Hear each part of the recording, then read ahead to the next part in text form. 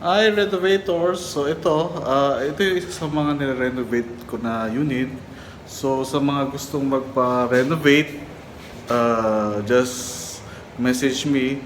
So ayun. So mostly ang masasabi ko lang is pinili ng client is medyo dark, pero okay lang.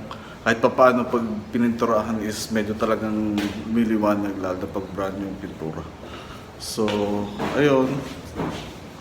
So, ito, yung mga si foreman, yung pinaka-trusted foreman kung sa ngayon na gumagawa ng unit na to. So, ito yung ginagawa ng kitchen. Tapos ito, yung wall paints. So mostly yun ang pinaka-scope of work ng renovations. So, ayun. So, ayun, ito, repainting ng baseboard si foreman. So, yun, hopefully matapos na namin to. Mostly ito is halos nagawa lang to ng halos 2 weeks.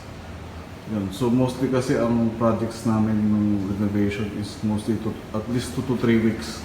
Depende sa scope of works. Pero ito, ano lang to, simple wall repainting lang, tsaka kitchen repainting ng cabinets at the same time kitchen repair. Sa pinakababa, ito ang ginagawa ko.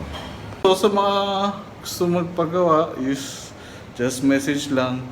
So especially sa mga gusto magpagawa ng condominiums.